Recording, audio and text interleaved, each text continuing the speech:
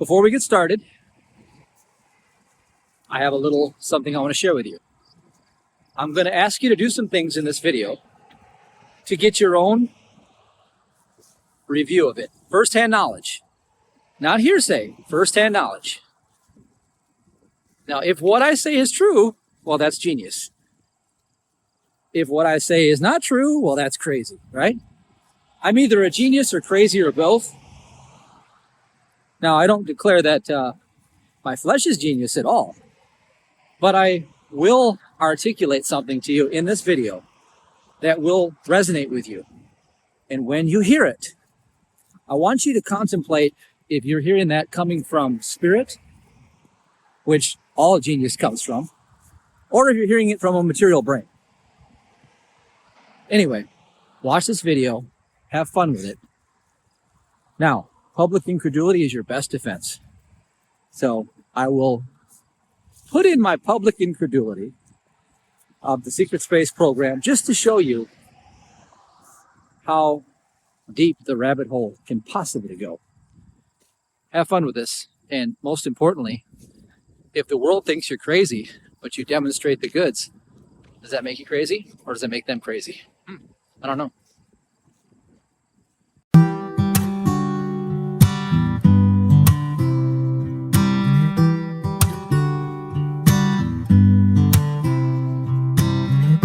This battle is not my own. Your presence is all I seek. Asking help from your Lord to come deliver me. You promised your provisions and to take care of my needs. I'm leaning on your Lord. You're strong when I am weak. Praise all your love. Oh, fulfill my needs. This battle is yours.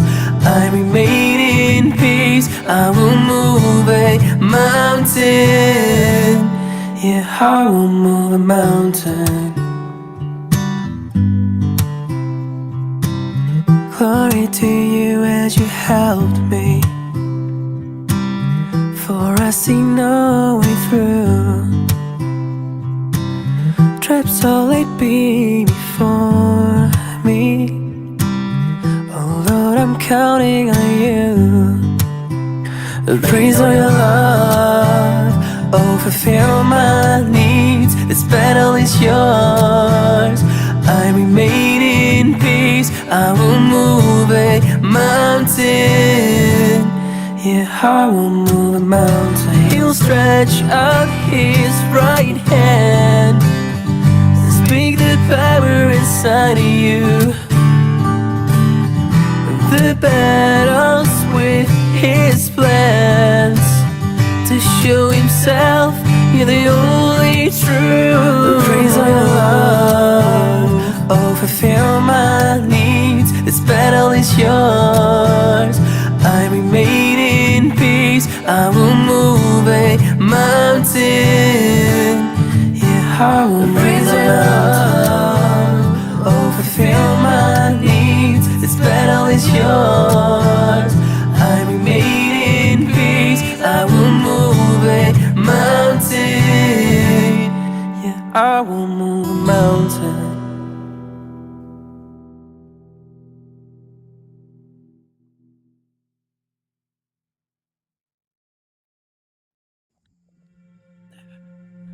Greetings. It's cold today. You can feel it in the air. Fall is going to come in early. That's not so bad, but think about that. If you're coming to the Eye of God retreat and you're going to be here October 13th, 14th, 15th, 16th in Door County, Wisconsin. Not that this is Door County, but it will be the same temperature, a lot more pretty. It'll be beautiful with the change of colors and the leaves. It's going to be gorgeous. But think of the venue. We're going to be doing a half indoor, half outdoor play. We're going to be attending that. That's going to be something that will be at night, so it's going to be cold. We'll be doing activities in the state park. Might be a little cold, so just bring sweatshirt, whatever your tolerance level is for cold. I mean, I could wear shorts in this in 50-degree weather. I'm fine. Now there's a chance it may drop down into the 40s. This is Wisconsin, so just prepare yourself for what your threshold is when it comes to the cold. And who knows, maybe we'll get another spurt of 70-degree weather. Be kind of great. We're not that late in the year. October is typically not that bad yet. Okay, with that said, I just got done watching the David Icke 7 London Real David Icke, and I don't really care what anybody says about David Icke. I like him. I think he's a good guy. I think he really has a passion for figuring things out. And he really is at the place where I believe he's figured this out, because he talks about the same discovery Mary Baker Eddy discovered a long time ago, well over a decade. But she's not the only one. This is going on throughout the centuries. This is the real knowledge of the scientific principle of beingness. One Christ, one manifestation, one life principle. We are born in spirit of that life principle. The material body is an idea, it's a dream. It begets all of the other bondage that comes along with it. So if you take your true self, which is the divine presence, infinite awareness, the observer effect, if you will, if you take the real you and you put your conscious focus on all of the garbage that they fed you, the material garbage, that you were born of a mother and father, that you have a heart, brain, lungs, bones, blood, all of these ideas, that your brain does thinking for you. What a load of crap. Your brain thinks? Are you out of your mind? Do you know how stupid that sounds? Your brain thinks. So you're telling me that there are 7 billion different brains that all think? No, that's not true. And we can carry all of these ridiculous suppositions to their ultimate conclusion, which is non-reality. It's non-reality. It's counterfeiting truth with a shadow. And a shadow is absence of light. It's the void of goodness that we're trying to demonstrate. And we walk through the valley of the shadow of death, the psalmist said. Psalm 23 and Psalm 91 are probably the most used psalms for demonstrating how we access the secret place of the Most High. The secret place of the Most High, in Emma Curtis Hopkins' incredible work, High Mysticism, talks about the upward gaze, steadfastly facing thee, there is no evil on thy path. Steadfastly facing thee, there is no matter and its laws. Steadfastly facing thee, there is no loss. There shall be no sin, sickness, poverty, disease, aging, decline, or death. Steadfastly facing thee, there is no fear, for there shall be no power to injure or to harm. Steadfastly facing thee, there is no other life, no other truth, no other substance. For thine alone is the kingdom. You see? Now, I modified Emma's words just a bit because it was more robust in the way that I present it for how I like to perceive it. But this is the idea. This is the atonement. This is the spiritual unification of the real self-identity. There is no other self. There is no competing self. Jesus, the man, had to go away so that the Comforter could come, which means that Jesus, the man, was not the Christ. Jesus, the man, said he was not the Christ. He said, I of myself can do nothing, while the Christ does everything.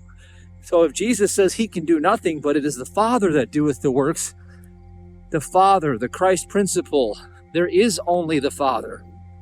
Jesus came to undo every false precept, concept, ambiguous argument about you existing in their dream, the consciousness of mortality. Mortality is a matrix, it's a construct. It is a false engineered reality that keeps you bound to lower density vibrations through identifying with something that is not. I didn't say that you're not, I just said it is not. Because if God is, and anything outside of God is not. So if you identify with something that is not, well, isn't that a shadow? That's a shadow. So that's how they got you in the valley of the shadow of death. But the psalmist tells you that the secret of this was to fear no evil. So as you fear no evil, I repeat, as you fear no evil, then you free yourself and put yourself in the space where you can receive divine consciousness. But you have to free yourself through refusing to fear. Refusing to fear. Look at the word, refuse.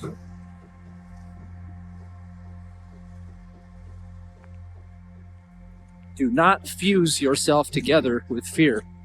That mind that fears is the same mind that is persecuting you.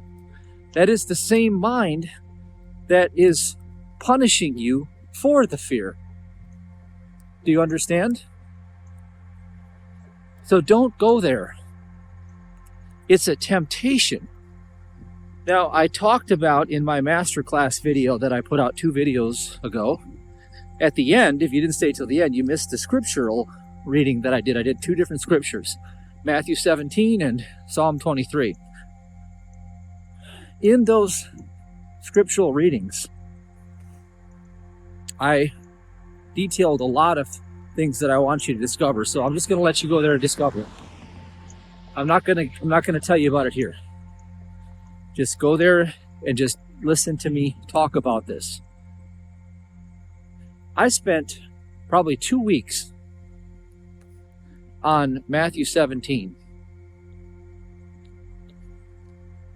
And I'm going to start teaching on that in the Big Idea workshop that I'm doing right now. Class is in session already. If you want to join, you can join and catch up with us. Don't try to jump into the current session. Go back to the beginning and start there. Why would you want to do these classes with us? Why would you want to join these classes? Because here's the deal. Even though David Icke is out there telling you what the answer is, how to escape the trap, do you think that the average person, someone who's been indoctrinated for eons and recycled through the karmic cycle of life, death, rebirth, and all this through the flesh, they've been bound by the rulers for eons. The gospel of truth tells the whole story right there. If you want to know everything that anybody could ever tell you about what this place is all about, just go to the gospel of truth in the Nag Hammadi library.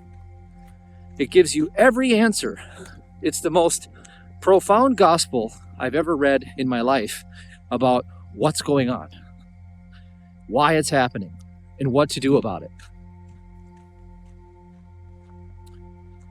But if you think for one moment that all it takes is somebody to tell you, hey, you're God, don't worry about nothing. I know the truth, and the truth has made me free. There I am. Well, it could be that simple, and it is that simple. The simplicity of it should not fool you, however. No, no, no, no, no, no, no. Don't be fooled by the simplicity of it. You have to live from it. You have to live in it daily. You have to refuse to fear, which means to disallow yourself to go back into their world, back into their hologram, back into their matrix. You have to shoot down at the doorway of thought every lying tongue, every false idea, every misrepresentation of what life is that's happening all day everywhere around you in this so-called outer reality. Notice I'm not wearing glasses. I don't need glasses. I have a pair of glasses that I like them because they turn colors into sunglasses. So when the sun comes, they darken automatically. And then at night, they automatically turn into blue blockers. So if I'm wanting to do all that kind of fun stuff, the glasses kind of do it all for me. But I don't need glasses. My vision is perfect because eyes don't see. Mind sees. Now, the funny part about it is that I got into this idea that I should put these glasses on, right? World belief just said, hey, you should try some glasses. You'll see perfectly and you'll have all this incredible clarity and you can see 2020, whatever you want to call that. I said, okay, great. I'll try these on. And I noticed after a few days, you take off the glasses and everything is so blurry. It almost can make you dizzy. It made me stumble a little bit because one eye saw differently than the other one. I could see weird stuff and I was like all off. And I thought, well, isn't that interesting? Well, it's back to normal again. I just prayed right through it and my eyesight's perfect. I don't need glasses. Now, here's the deal. You've been put glasses on your entire life. If you haven't walked in this spiritual path and renounced all of the crap they told you, as is everybody else that you see around you in this false matrix. They've had these glasses on since they were born of flesh. They've been taught a false reality for so long that if you told them to take your glasses off and you see perfectly, the minute they give up all of those things that they've held on to, if you think they're going to walk in that perfect clarity, guess again. That's not how this works. They're going to stumble. They're going to fall. They're going to get dizzy.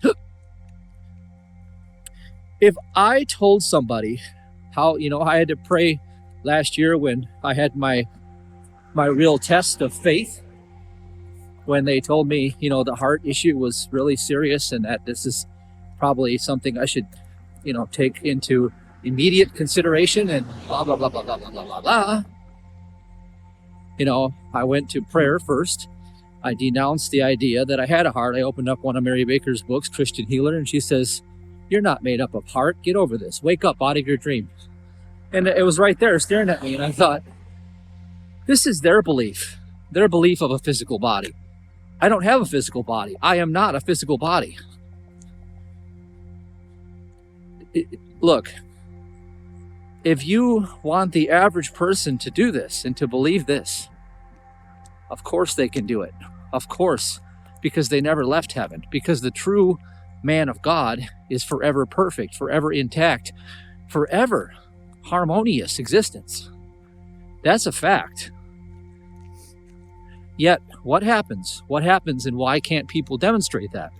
I just told you it was fear. So, the idea is refusing to fear. Refusing to fear is not something you should think is a one-time phenomenon. Refusing to fear, especially when you're on this path, is an everyday phenomenon. Because there are endless emanations of fear that will come after you in various forms, shapes, disguises. And you have to understand the truth, not just think that you know the truth. You have to understand it to the point that you give your life to it. And you're okay with that. You have to get so far into this that you give up all concern for what is happening in the outer realm. You lay down your life to gain your true life. That's not something that the average person is going to do just because they heard a David Icke talk. I'm just going to tell you that right now. Now, I give him amazing cred for telling people the truth. That's great. You know, the truth is out there. Boom, here it is. Do with it what you want. I called what we engaged upon in 2019 spiritual special forces for a reason. Not just because Michael Jaco came and helped us teach, which was pretty cool, pretty symbolic. And he's teaching intuition, and this is amazing stuff, right? I love this. That's not the reason why. The reason why I called it the spiritual special forces is just like you would have a special forces training regimen that is much different than, you know, your average boot camp. There's a much higher degree of skill. It's very few people actually will be able to do that type of training. And so it kind of weeds out the majority of people. And since the beginning of so-called recorded history, because we know everything is definitely his hyphen story, it's all God's story, but the beginning of recorded material history, you've got a very small group of people. Jesus had 12 disciples. He didn't have 12 million people that said, oh my gosh, this is the truth. We're doing this. He had 12. Okay? Well, I call that pretty special. It's a pretty special event where somebody says, yes, I will follow the Christ, because it implies a degree of overcoming fear that will rock your bones. Literally, it'll rock your idea of being made of bones right to the core, where you probably will be tested for your faith at a juncture where it may seem beyond your human capacity, and that's why you're being tested at that juncture, because if your human capacity could handle it, then that means you are human. So what I am asserting to you is that this transformation that David Icke talks about, this escape from their matrix, their control, I've been talking about it for years, and I talk about it every single time. And I put on clinics, and I offer you a chance to immerse yourself in various ways, because that is the only way. And that is the spiritual special forces path, because it requires much, much more of a life commitment. It has to be your primary focus. Everything in the game of this plane comes down to one first principle idea. Wherever your focus goes, that's where your attention flows, and that's where energy is directed in your human experience. So your focus, if it is not laser beam sharp on the idea that you are a spiritual reflection of God, made in his image likeness, which means his reflection, his substance, spiritual perfection. If you deviate from that for just a moment, that may be enough distraction to cause your own defeat.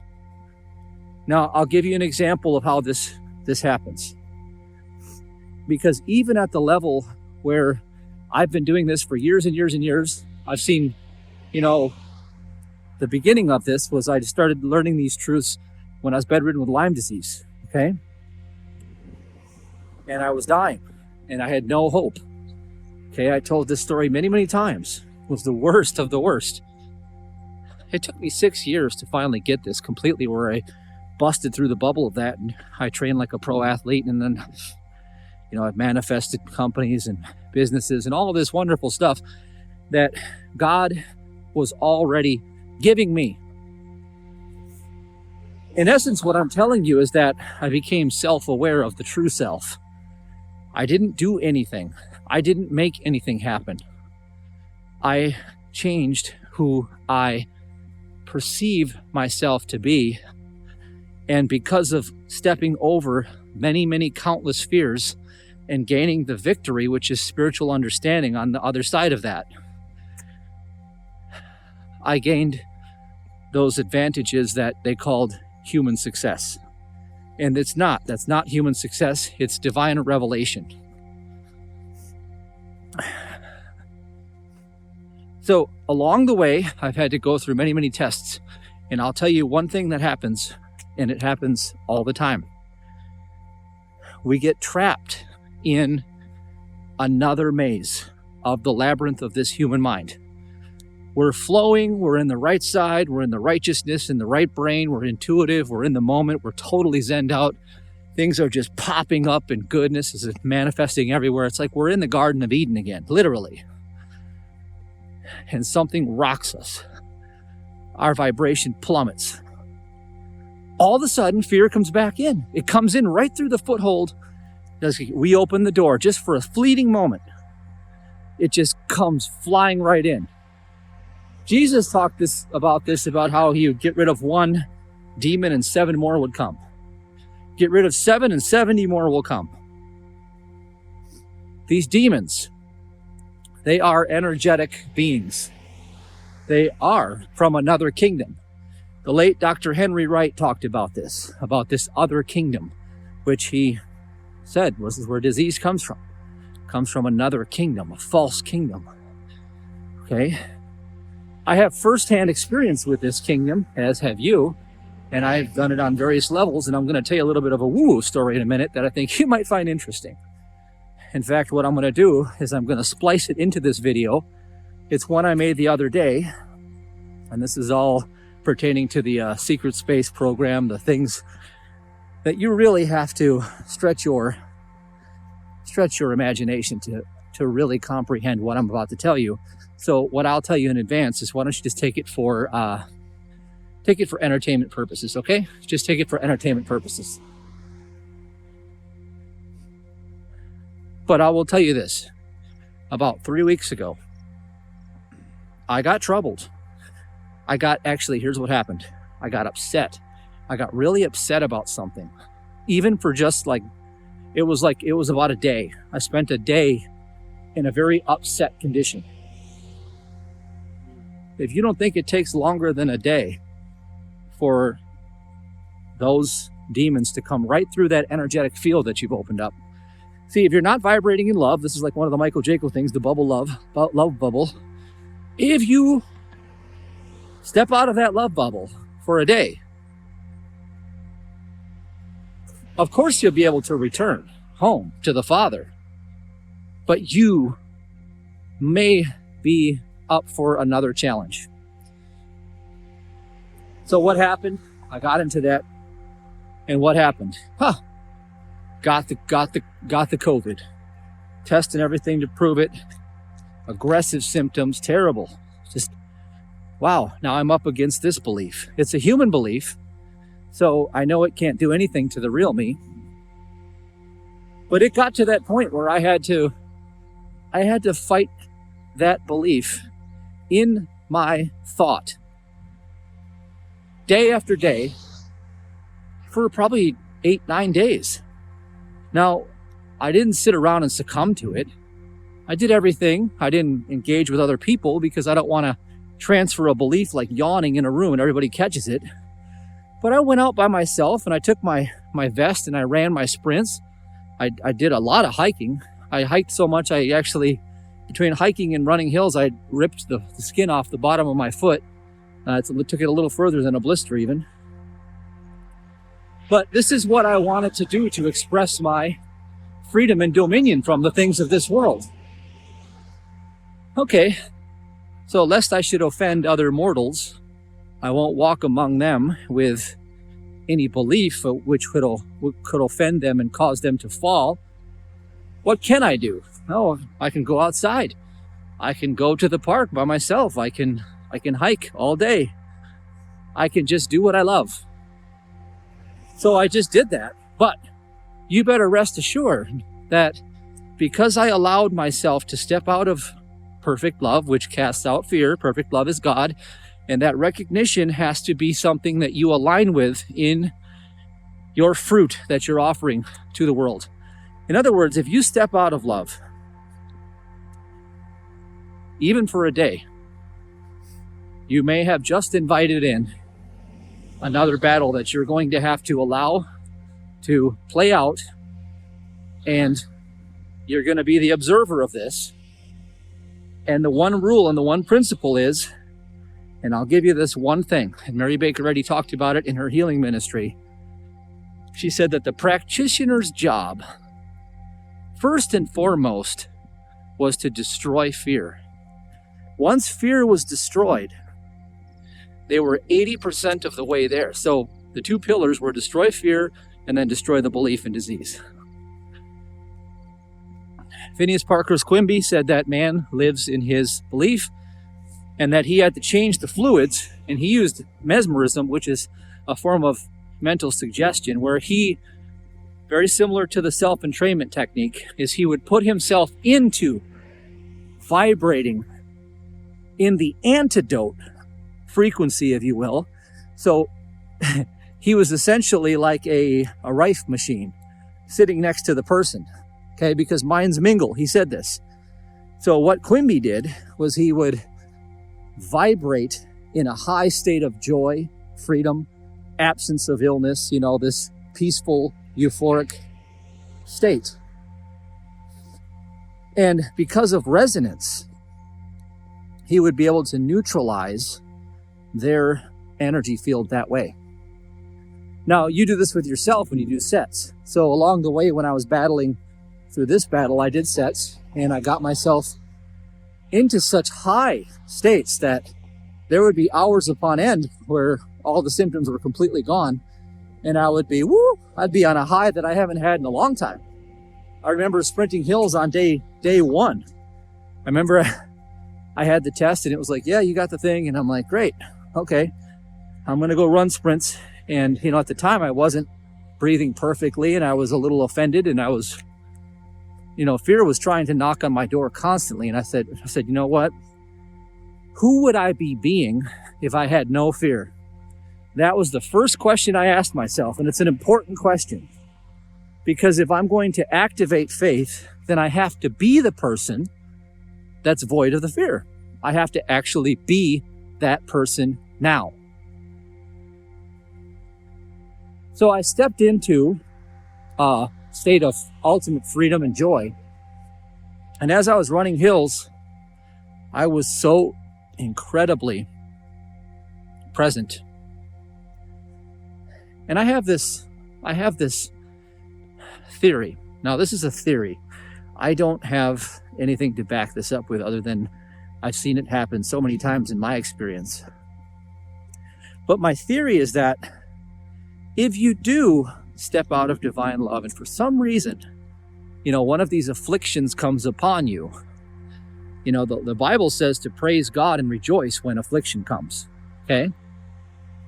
Well, I began doing that, and every time I have done that, what I've noticed is that change in my attitude toward life, the change in my way of being, in relationship to what is perceived to be happening, causes what seems to be happening to reveal a higher degree of good that is trying to come into my life. Now, in essence, what I'm saying is God plays a game with you called heads you win, tails you win. If you're willing to admit that there is only God. And not just in your thinking, but in your state of being. And what I've seen happen is, I've been through times where there's been a huge financial pressure. And I have, said, okay, I recognize that I'm not going to get there by worrying about it.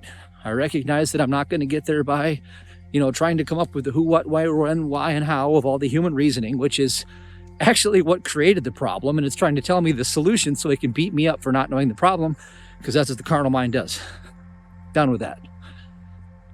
So I did the ABC break process, boom, got into the fulfillment of doing that, stepped into a set, into being the solution to that. And the case in point example is when the YouTube channel went down in 5 minutes. So here's what happened.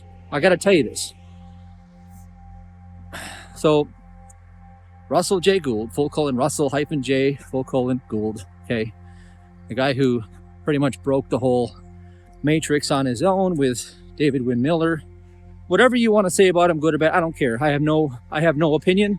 I've had personal engagements with him. I've had some things I really enjoyed, some things I didn't enjoy. Doesn't matter. I respect someone who does what their passion is, and they're on their own discovery. I respect him quite a large degree. Okay, I was on the phone with him talking about some things. And it was right after I got off the phone with him that all my channels got shut down and blacklisted. Right then and there, boom, gone within 5 minutes. I got in the car. I'm heading to the Anytime Fitness in Dodgeville. I'm like, yep. I get to the gym and there it is. Gone. Everything gone.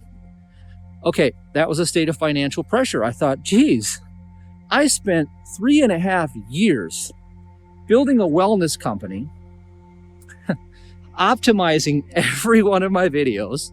They were all solution oriented. I optimized every one of them. Okay, everything was so streamlined and efficient. Gone. Cash flow's gone now. I mean, that's over, because that was my whole traffic piece. They took the whole traffic piece down. I had no backups for any of these videos.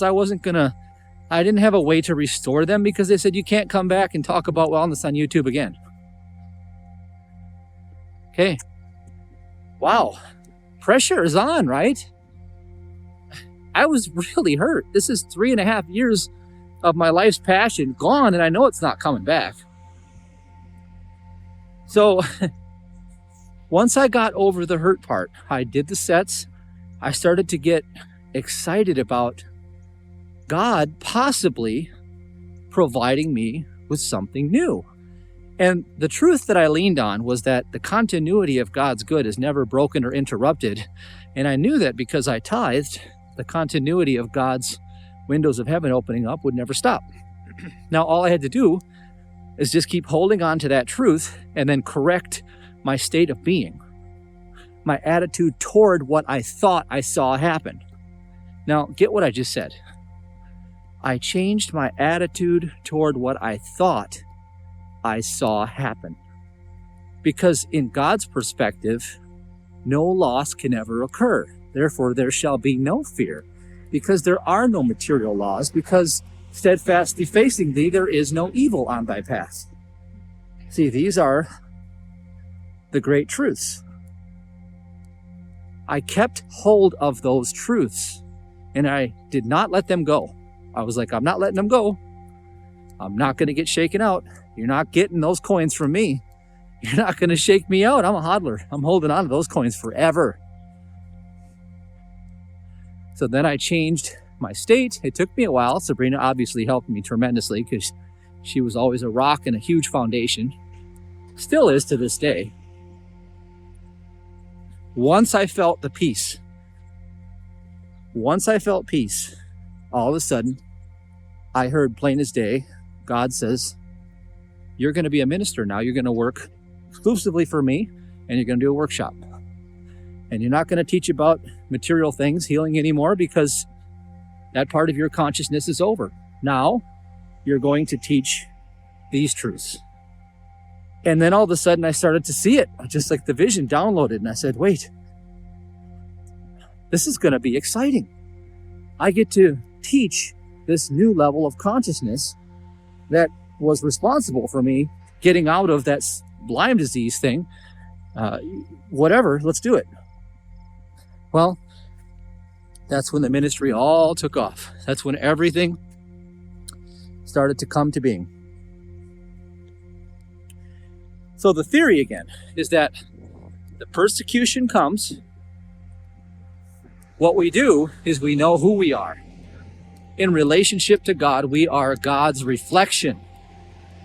Therefore, only good is trying to come through at a higher degree. Now, we're witnessing the shadow of it because there's either pure love, okay, or more faith trying to come through. Now, in that case, it was more faith. I had to have much more faith. That was what I was learning right there. That's what was going on. Now, what I saw, what I felt, what I heard, all of these reports were coming from the carnal mind. Wholly separate from the dream of the carnal mind is the life divine. Now, for you to demonstrate the life divine, as Mary Baker Eddy said, you have to break the fear. The fear is what holds you into the matrix, into their matrix. The fear is the life force of their matrix, and they get it from you because you supply it. You supplied it with their fear. You gave it the life. Once you stop giving it life, it's just like spinning a tabletop on a desk. You keep spinning one of these like, okay, that's you giving fear. It keeps going and going. Once you stop, it just started to lose its momentum and it just falls over. The thing to do is to stop spinning that fear. Stop doing it first. You must focus all of your concentration, all of your energy on holding steadfast to a divine principle until the Prince of Peace comes, until the Comforter comes to you, until your directed thought toward a divine truth breaks through the clouds of ignorance in the material dream, and the Christ comes and sets you free. It is the power of the Christ that sets you free. By knowing that truth, it makes you free. You don't get to decide when that happens. You just have to hold steadfast to it in your thought, word, deed, and all of the ways of your heart have to go to that idea. You have to give yourself to that wholeheartedly. Then you get the spoils of victory. Then God hands over what's been trying to come through, breaks through the clouds, and you see with spiritual eyes how the principle of goodness is forever increasing in your life, because that's all there is. Oops. So that is a process that you do. Now, to assist you in doing that, what our ministry does is we teach techniques, ABC break process, safe touch, huge for getting rid of guilt, shame, and condemnation. Whenever you have guilt and shame and condemnation, you're a calling for punishment. And what that is that sets up a cascade of beingness of low self-worth. Whenever you're troubled with guilt, which comes upon you by the outer, okay, they impose it upon you. Because what they do is they commit the crime and blame you for the crime that they committed. That's how the outer works. Who are they? The rulers. You call them the archons. You call them whatever you want to call them. When you are done with this, you're going to call them your teachers. Because everything that was created to worship and serve God in one way or another. So at the end of the day, where you're going is to a greater degree of goodness, no matter which way you look at it. No matter which way you look at it.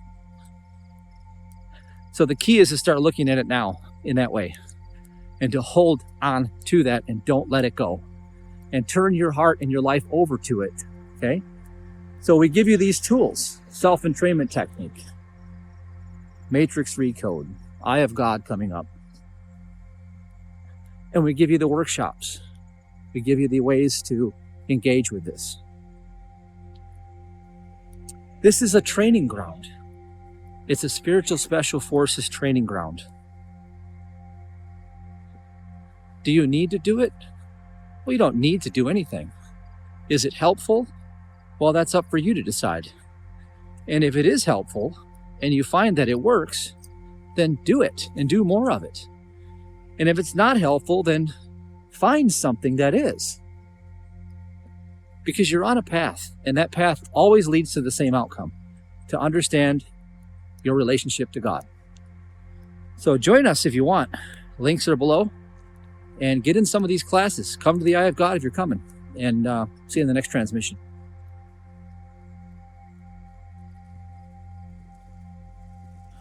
All right, I figured I'd come back since I got the time here.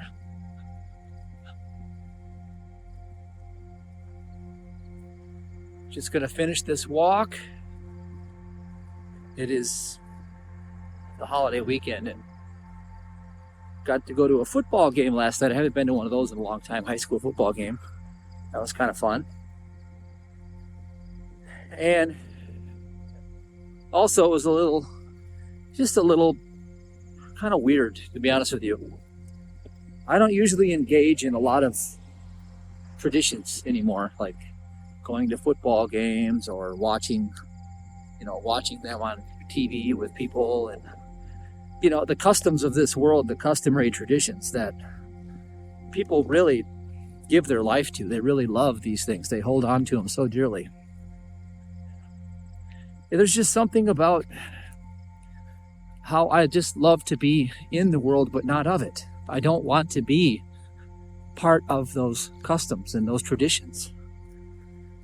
Because I find that the more you get involved in them, the more they strap you into identifying as the wrong person. You're either Christ or you're something else. And it's the something else that comes along that brings all of the suffering with it. Now, it doesn't mean you can't have fun and play with things. And of course, if it's fun and exciting, then do it. I just am very, very careful about the collective field of thought and how tradition, which I say is what shackles people to the matrix. It's what they call the sacred cows, the traditions of men. This is what has always been used to control people, is groupthink, herd mentality. It's just crazy. It really is. So one team last night was a really good team, and it happened to be the team that I would be rooting for because I knew people on that team, and they were just absolutely blowing the other team out of the water. Just an absolute blowout. But it was just the aggressiveness of some of the parents on how they get so worked up. I think they're going to just fall off the bleachers when there's a good catch or a long run, or they just see this and they lose their composure. They just lose it. They absolutely lose it. And I thought in the beginning, that's kind of fun. Here's some cool stuff happening, but the team's up 35-7 by this point, by halftime, and they're still losing it. And I'm like, well, don't you see what's happening here? One team is so far superior to the other one that it's not really a competition. It's more like drills practice for one team, just to kind of kick around like sandbags the other one. It's not really that close of a game, is what I'm saying. But many of these people are just losing their marbles. They're just losing it. And it got me thinking. I think they just want to lose it. They just want to lose their stuff. Because people do what they want at the end of the day. They ultimately follow the paths of their wants. So behind every motive that got them to even as far as getting their children involved in playing the sports itself, the underlying force that was pushing them through there was to squeeze out of their matrix one way or the other. That's why people road rage. I swear, that's why people road rage, and that's why they troll on the internet. It's like how they squeeze out and show some form of flexibility with life and get out of their their day-to-day mundane trap, like David Icke calls it, trap. So people are squeezing out of the trap like side effects of something when they could just go straight to the source where you could just observe everything and be totally unattached. I don't care what happens. I don't have a preference over outcomes here. It's not going to change anything. It's not going to add anything or take anything away. I can respect a great game and I can love a good play, but I don't see myself jumping off the bleachers anytime soon. Just more collected, if you will. Just be more collected. Well, I think that being more collected is something that we should probably strive for when we're seeing the so-called evils that are happening on the other team in the game of life. You know, the game of life is like the mortal sense of reasoning. I'm not talking about life itself, I'm talking about the mortal construct. These villains, they actually dress like villains. It's so strange. They dress like villains. They play the part to the nth degree. You know, you have the billionaire on the super yacht, you know, giggling. You know, he's giggling like that demon, whatever the demon that giggles. And talking about how he wants to do this and do that. It's straight out of a movie. It's straight out of a movie set. But here's the idea. I talk about releasing fear. I talk about letting go of fear. Well, that reaction. Now, I'm not saying that I'm somehow better than you, because I just told you about 3 weeks ago I got really upset about something and it really caused me to jump off the bleachers. Okay? This is like a cosmic joke, okay? When do you jump off the bleachers? When are you jumping off the bleachers? I talked about it in the masterclass. It breaks down the underlying motives are always safety, approval, and control. You're either seeking more safety, more approval, or more control. One of those three things is going on. And then some picture image comes across the screen of your lying human eyes with a narrative, a story, some kind of human belief comes up against it. And wherever you jump off the bleachers, that is where, now get this, that is where a greater degree of good is trying to come into your life. No, I'm telling you, that's actually what's happening. I'm not making this up. This is my theory applied, okay? Now, just because it's a theory doesn't mean it's not true. Because why would God say rejoice when you're being persecuted if no other reason than the very fact that God was about to do something good for you? Otherwise, you'd have no reason to rejoice, would you?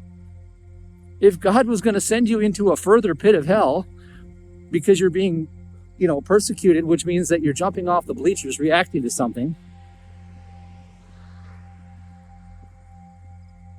If for no other reason than the fact that God said to do it, because the underlying implication is that he's fixing to do something really good for you. Now, when I lost that YouTube channel, that was really good for me. I became a minister and I love doing this a lot more. I love God. I love God, period, full stop. I would be selling myself short if I had to sell something else. I want to sell you the idea that God is. That's what I want to do as a minister. I want to sell you the idea that God is. And anything outside of God is not? Yeah, that too. I want to sell you that idea too. That's what I'm selling to you. The idea that God is and outside of God is not. If that's true, then why do you change your attitude to rejoice and to give thanks in advance? Because That is your reflection of divine understanding. That is your act of reflecting through faith that you understand a principle of truth. Not that you, I've heard it before, and yeah, okay, I know I'm supposed to rejoice, but I'm going to actually go break some stuff. Okay. That is not spiritual understanding. That is denial of spiritual understanding. So therein is a riddle here.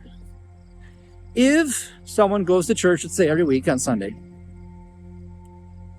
and they jump off the bleachers every 5 minutes, anger, rage, disappointment, shame. Now, I'm not talking to you, I'm talking to myself, okay? I'm just talking to myself in front of you, so don't get offended, all right?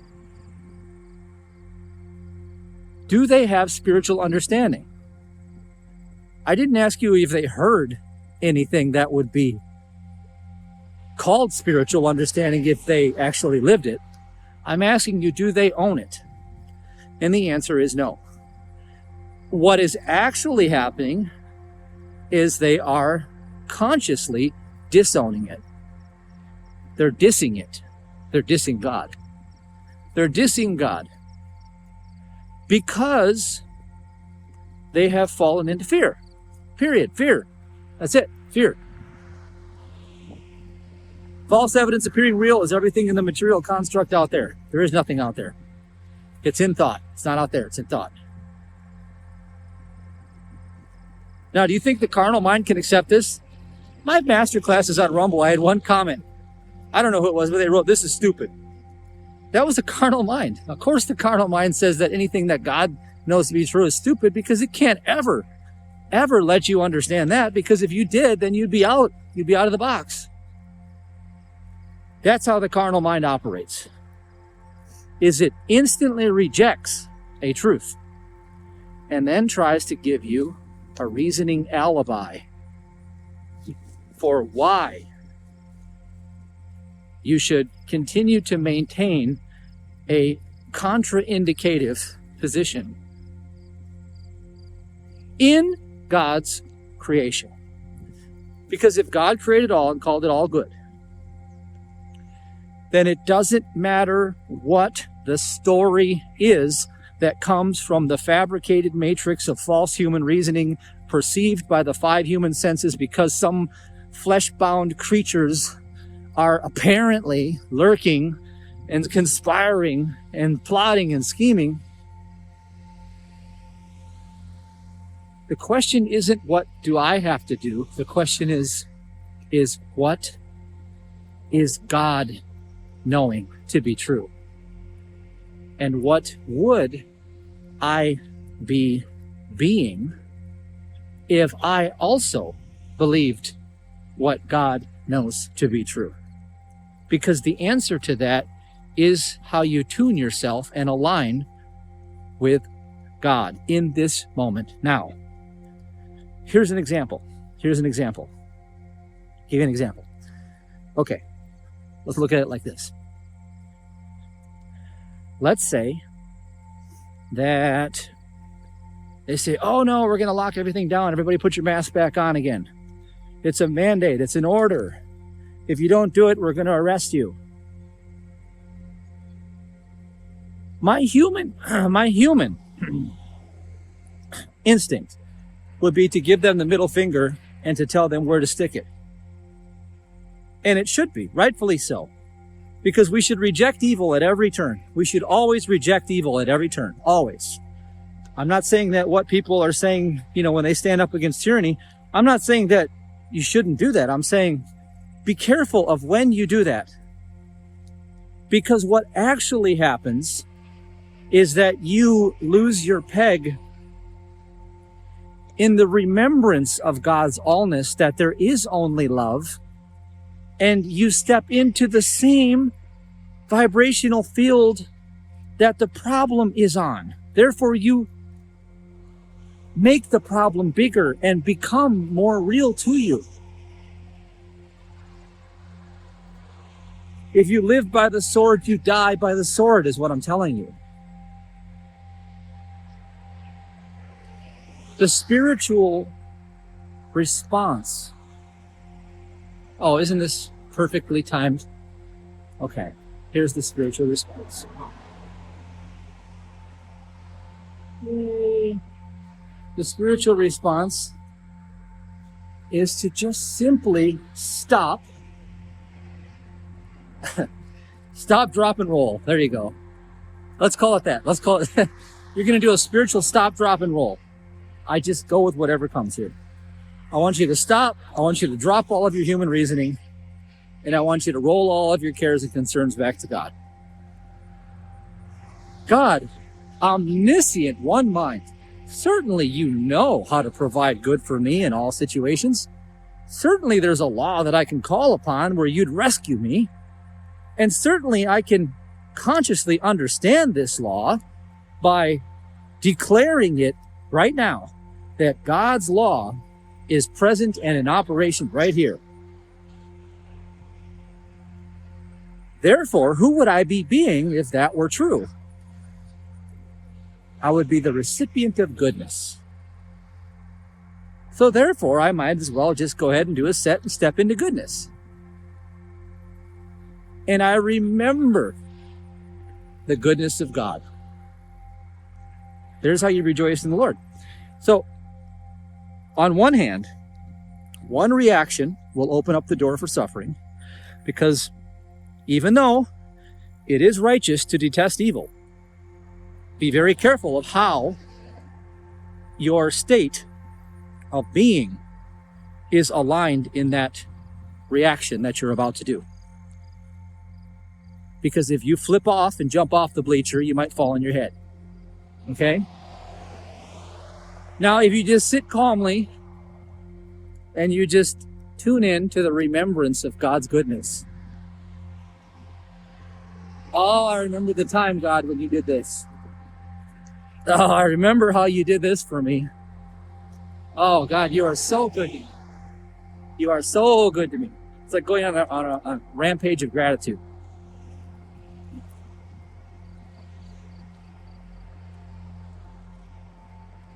You might look like a blithering idiot to everyone around you, because they'll be like, we're in the middle of a freaking assault here, and here you are, bumbling idiot, talking about how good God is and just walking around like he's going to do something good for you.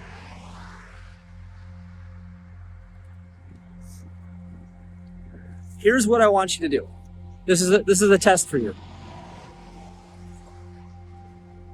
I want you to watch The Man Who Knew Too Little by Bill Murray's in it. Okay, he didn't write it, but he's the character. The Man Who Knew Too Little is the perfect movie to tell you what will happen to you if you rejoice in God. Now, in the movie, Bill Murray thinks he's in a movie set, and he thinks that all the characters are there really just to kind of give him a good time. Now, little does he know that this is all real and he's really being threatened. But he, in his, I guess you would call this childlike innocence, he's under the impression that this is all just for fun and it's all just a game, and at the end of the day it's to make him happy. And he seemingly outwits all of them. He steps into the fool's logic. I have lived the majority of my adult life by fool's logic. And every great breakthrough I've ever come to understand has been through fool's logic. The story at the store, at the nutrition store, failing, $4,000 a month in the hole. The street traffic is gone. I went from 47, sometimes 38 people walking through the door to 2 on some days. I'd be sitting there half a day, nobody'd come in. They tore up the whole road, the main road coming in, and nobody could drive there. I didn't have a chance, okay? So I took the fool's logic. Well, who would I be being if I were already tremendously successful and loving my life? I said I'd go in the back room and play guitar. So what did I do? I went and locked the front door just to make sure nobody comes in. I'm going to make darn sure they don't interrupt me while I'm having a good time. So then I'm rocking out, and I even found that video. I'll splice that in here right now. I found it. It was on a Facebook feed. It showed up from 12 years ago. This is what I'm doing in the middle of a so-called business operating day when people should be walking in the store and I should be serving them, but no, they weren't walking in the store. I did something else instead. Amid that reflection of God's principle of joy that I was in, of course God knew about the plight at hand. Of course God already gave me a solution. Of course it was actually just a greater degree of good trying to come into my life. And once I aligned with that, I got to see what that greater good was and step into it. And within 24 hours, I had a 6-figure passive income because that was the greater good that was trying to come into my life. I rejoiced in the Lord. Watch the movie, The Man Who Knew Too Little, and have fun with it. You're going to discover that this is real and that God is all there is. And that whatever seems to be haunting you, lurking in the shadows, coming up against you, God's goodness is right there, seeking expansion. And the proper removal of your fear and your jumping off the bleachers and landing on your head is step 1. Step 2, who would I be being if what God knew to be true was in fact true? Step into it. Set yourself. Be it. Walk in it now. Walk by faith. Walk as if that is the only truth. Walk through the valley of the shadow of death, which is what it is. And even though 1,000 will fall at your left and right, it shall not come near thee, and surely mercy and grace shall follow you, and goodness shall come to you all the days of your life. Go back and watch that 23rd Psalm. That's all I got for you now. If you want more, join me in a workshop. Come to the Eye of God. Let's have fun. But just do this stuff. It's going to help you. I promise you. Well, what you're about to hear is how truth is stranger than fiction. I made this book. This is our first manual, that I made in 2018, the training manual for our Spiritual Millionaire Workshop. And you shall know them by the signs. Take a look at the coloring in that sign right there, the quantum hologram. Now that was all channeled information. That was all channeled right there. Now Hollywood makes a movie about yours truly. And you got to see this movie. And then you'll understand exactly what I'm about to tell you in this segment. I'm going to redo my take on this part where I was going to tell you about the secret space program. Sorry, I got a little bubble here from drinking too much carbonated stuff. Anyhow, let me just try to break this down to you in a way that sounds the least crazy as possible, okay? Because I know you might be thinking, oh, great, here comes the big giant, the BS radar is going off, right? Well, my BS radar would be going off too if I heard this. Some things you just can't make up, though. You really just can't. Like the fact that right outside my 8,500 square foot home in S11680 Blau Road, Spring Green, Wisconsin, I'm sitting there on top of the hill and there's a UFO. Just, I'm not kidding you. That thing was so big and massive that it was mind-blowing. All right. I seen another person report on Facebook at the time, wow, look at this, there's a UFO right above us. And it's not like I make this up. It was really there. It was right outside my house. There's a landing strip there, airport right outside the house there. Well, after that, there's a Black Hawk helicopter that's flying. It's doing a flight pattern going over and over again, the same area. And this is going on for like 2 weeks after the fact, after the UFO. So I called the sheriff's office one day because they're flying over my house, and the Black Hawks are very loud, and it's doing a low, it's low. It's not flying really high. It's going low. It's going right over my house. It's, I can hear it, and I'm just. So I said, do you know why this helicopter keeps flying this flight pattern every day? And they said, we have no reports of any of any activity in that area. And I said, well, just open your ears and go stick your head outside and listen, because the whole area is just a few short miles of a radius. There's only 1,200 people in this area. And I know that your sheriff's office is sitting right here. I know you could hear this, so stick your head out the window. And they're like, well, we have no reports of anything. And I'm like, that wasn't really my question. But anyway, okay, thanks. I guess they didn't want to talk about it. Whatever. Who knows? Maybe they didn't know. But the idea here is that when I'm walking through, I'm walking through Walmart and I see a shapeshifter in real life. I see a face transform into reptilian skin, eyes popping out. This is not stuff that you can make up. In both cases, no, I was not on drugs. I was completely normal, completely just random during the normal activity of life. If I could tell you all the experiences that I've had that you would call paranormal, then I guess maybe you'd be a little suspect, because I'd be here for a long time telling these to you. But this is normal for me. Paranormal to me is normal.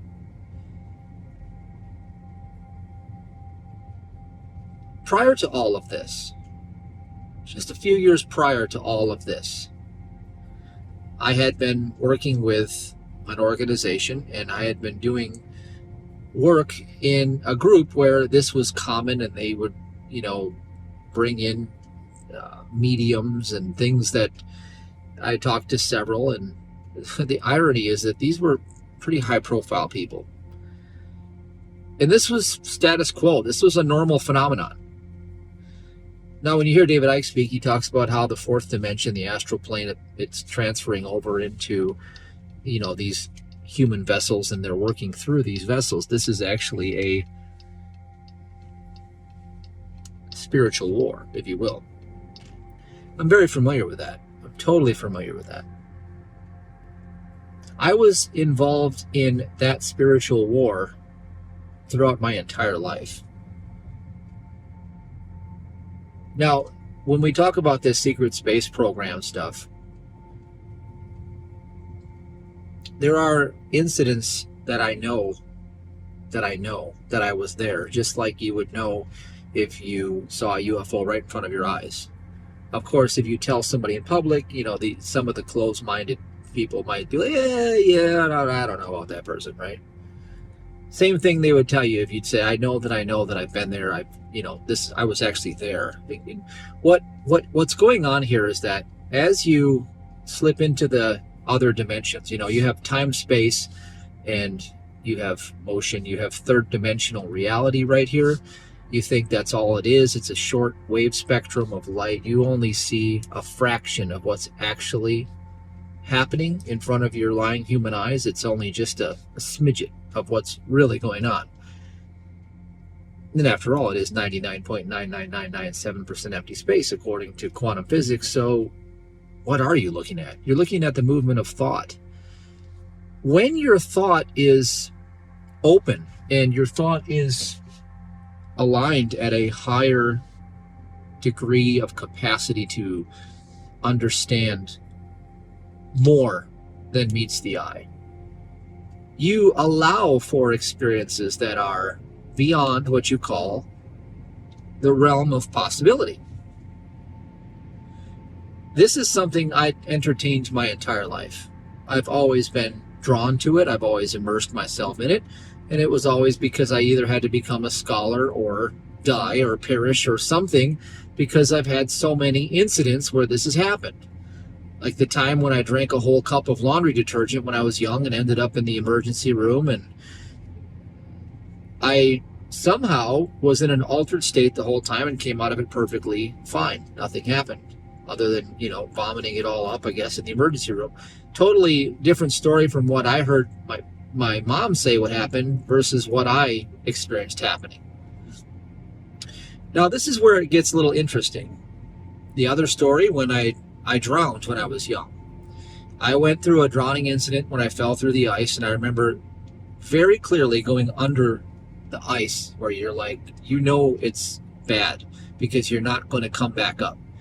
And then I remember an altered state of consciousness coming in, and I saw a father running with a boy and throwing a rope, and me grabbing the rope and getting out, and then back into the other consciousness where I'm terrified again. I'm shaking, I'm frozen, calling my grandma when I get home, getting in the hot shower, and we never talked about it again. I actually, if what you would call it, that was a death experience. That was one of those near-death experiences in my journey. Now, the irony is that many people have had these near-death experiences, and their mind gives them an alibi to kind of smooth things over because they can't grasp these other dimensions. They can't facilitate thought in a way that makes sense.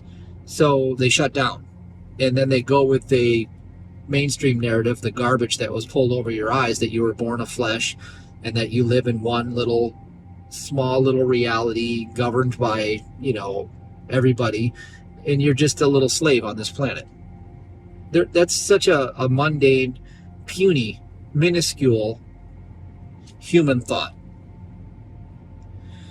Everybody I know that is elite, and I do know some of them, and everybody I know that is powerful always derives their power from the supernatural realm. There is no power in the natural realm. None of the powers that be that you see with your lying human eyes are coming from the natural realm. Those are bags of bones, carcasses. Those are just decrepit mortals that you're seeing with your limited spectrum of perception. How can a decrepit mortal that looks like that have any power? It's because they don't. Everything you see with your natural eye is not. Everything that you're missing because you're not tapped into your extrasensory perceptions is where all the action's taking place. So you can become hypersensitive to these, and you can be trained in this.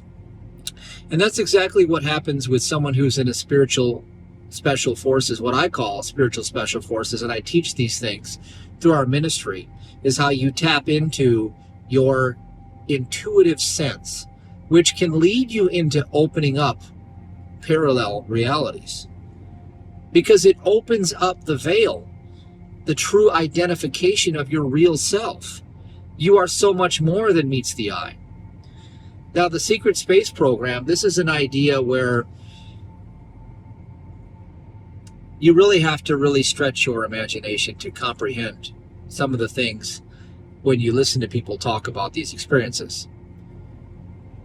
But what I will tell you is I've been on several missions, and I have done many, many different trainings to be able to, even what I bring into the natural with the self-entrainment technique and some of the other breakthroughs that I've discovered, these are not things that I've discovered for the first time. These are things that I'm bringing through, bleeding over from one realm to another. In other words, the oversoul, the directing consciousness, can break apart into multiple pieces, if you will, where in one realm, here's Matthew David Hurtado sitting in the car, driving, right, heading, hey, it's totally normal. But in another realm, that same oversoul, that same consciousness is occupying another vessel and playing out through a different altar. Now, in one of those realms, one of the altars is a special forces operator in the Secret Space Program. And the irony is it does bleed over into other dimensions. For example, many of the people I have met on this Earth trajectory through this vessel are ones who are involved in the other with me. Many of them I've had pictures with, I've spent time with, I've done work with, even done workshops with. This isn't the first rodeo we've been on. Most of us are coherent of the multi-dimensional reality that we're involved in other realms together, that this isn't all there is. And we are conscious about the other realms where we do facilitate the activity that we're involved in. Now, the Secret Space Program, I'll tell you an example. Well, first of all, I'll tell you a quick story. When I first met Michael Jaco in 2019 in person, because I know that's not the first time I met him, but when I met him here in the natural in person, he asked me the story about a little bit about the backstory and what I went through, and I told him about the Lyme disease, and he says, "Oh, well, that's the people that you were working with gave you that because that's part of the control system they use." Well, isn't that ironic? I find out years later that one of the guys that actually brought me into the ministry was my handler on this planet. We're talking MK Ultra. We're talking that kind of stuff.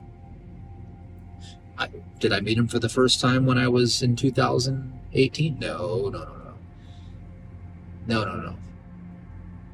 Now, prior to all of the engagement when I was so-called under the Lyme disease, there was more going on than just what Lyme disease had to show me in this natural realm. In other dimensions, in particular one, I was doing these secret space program missions and remembering other aspects of abilities that I use. Most of these are intuitive abilities. Most of these are energetic abilities. And I would keep going on these missions, and then I'd come back, and I remember waking up, and I'd tell Sabrina, I'd be like, "Oh my gosh, this is the nuttiest thing. I've done this so many times. I keep going on all these missions." And I would describe them in detail. I didn't know at the time that this is actually happening.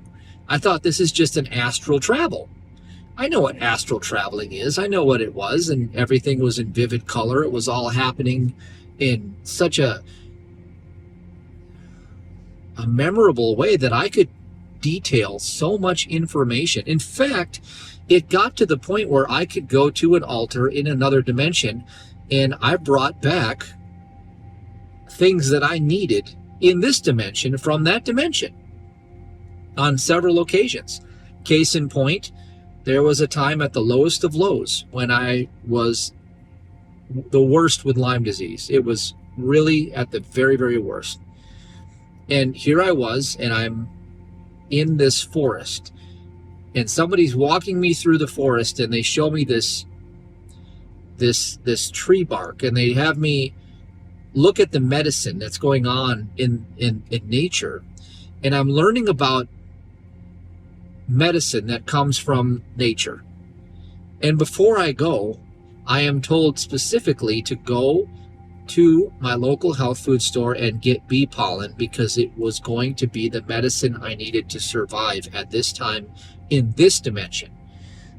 Now, in that dream, they were telling me that I was going to come back to this dimension and I was to go get that bee pollen and take it immediately. So the dream was telling me about being outside of the dream and what I needed to do. So the next day I go to the health food store in St. Louis, I buy the bee pollen, I start using it, putting it in all my salads. I was eating vegan at the time, and wouldn't you know it, my body started getting stronger and stronger. Now, I'm not telling you that's a cure for Lyme disease, and I'm not giving you that I'm telling you that what happened with me is I specifically went to another realm. I was there, I brought the information back. One aspect of me communicated with the other and gave the information right over. Boom, there it was. So I was there. Now, fast forward, this has been happening in the last couple weeks.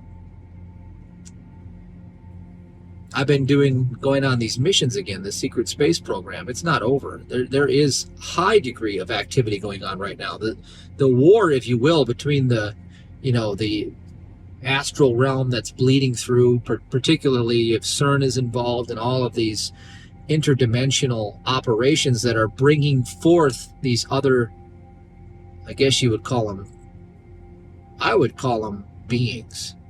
They are beings of different frequency realms, but yet they are being allowed to take over and to host themselves through various individuals on this planet because of everything that's happened on this planet. People are very open and susceptible to this, unbeknownst to themselves. Well, where the battle is being taken place right now is the battle for this dimension here, this Earth dimension, if you will. The battle is actually happening now. And for those that are involved, they're in battle right now. Case in point, several nights ago, I'm very, very troubled in the middle of this dream. I fell asleep, first of all, peacefully, tremendously. The next thing I know, it's clear as day. I'm actually there. My consciousness is wide awake in this dream. I'm lucid. I'm actually controlling the dream as much as I would be right now. It's like I'm so conscious. In fact, I woke up several times back into the bed and just closed my eyes back, and it was bleeding through. I was one and the same. It was one consciousness in two different realities. One in the bed, one in this mission. Same thing. I was totally coherent, totally lucid. So I'm in it was a spaceship, and we're being prepped to go out, and I'm with a team, a unit. And in the unit, we're being instructed and we're being briefed on what our mission is and how we're going to, tactfully accomplish this, because the big idea here is that this is not in the natural. You don't prepare yourself for this type of battle in the natural. You can't. We have to use abilities that are beyond the five senses. We were in the galaxy of Andromeda, the Andromeda galaxy. Now, here's the deal. I am in this vision, falling asleep, and I'm gathering all this information. I'm waking up in my bed the next moment, and I'm writing down what I'm hearing. I'm actually taking notes in my bed of what's going on there. I don't even know what Andromeda is. I don't even know any of this information. I'm just taking notes because I'm going to look it up and Google it as soon as it's over. So I go back, and there I am. I'm right back on the ship, and they're pulling me aside, and they're telling me that, hey, your equipment's malfunctioning. You can't go. We got to fix this. And I'm like, okay, great. How do we fix this? And they tell me, well, I need a certain bacterial static water that connects to like a hose, like you'd see in those WD-40 sprays with this little straw. And something about that bacterial static water and that straw is required for the dimensional change that has to take place that works through our masks. Now the mask has two valves, one over here and one over here, and in the middle, that hose has to connect right to a centerpiece, and something about the bacterial static water is necessary. And I'm learning all this information. I don't know any of this, but whatever, we're doing it. We're going on this mission. So then I'm looking at my suit, and it's a white bodysuit. Looks like a diver's suit that you'd wear on the earth here if you're going to go diving, like a wetsuit. But it's white, and it's totally skin tight. There can be no excess anything. It's totally looks like it's painted on. Everybody's got the same suit on and the same mask. We all have a clear shield, and we have two valves, one over here, and we all have to have certain breathing apparatus wired in, and has something to do with bacterial static water, whatever. They get my suit operational, they get it hooked up, and they send me out. Now, the next thing I know is it looks like we're swimming in water, like we're swimming in the ocean. But it's not the ocean. We're actually in space, and even deeper than that is we have to go through a frequency change. It looks like a portal. We have to go through a complete change in atmospheric everything. And that's what the suit's for. That's what everything is there for. Now, here's where it gets really kind of dicey, is that once we go through this atmospheric change, whatever's going on here, our five senses no longer work. We're not able to see, smell, hear, taste, and touch. And we're on a hunt. We are a special unit trained to go out and find these energetic beings that we're calling the Aquarians. Why are we calling them Aquarians? I have no idea. In fact, on the Earth, I'm an Aquarius, so whatever, but we're going to Andromeda. We're going through this portal. There's a total atmospheric change. There's a unit of us. There's about 8 of us, and we are going out. We have a special weapon that we use to capture, and to neutralize these energetic beings, and we can only detect them through esoteric faculties that we are trained to do and to use. We can't see. We're in total darkness. Our senses don't work. The next thing I know is we perceive. They show up like flickers. They flicker like constellations in space. And they blip. It's a blue light. They blip on like a blue light out of nowhere. And that's how we pick them up, is we perceive them spiritually. And then we have to bind them and harness the weapon that we have. We're using a collective weapon, and we have to capture them. And we're doing this. And this is what the mission was. And hence, it was a mission. I've been on so many of these missions, and every one has been different. Different suits, different abilities, different terrain. Some of them have been on land, on another planet, if you will. Mars, for example. I've done several missions on Mars.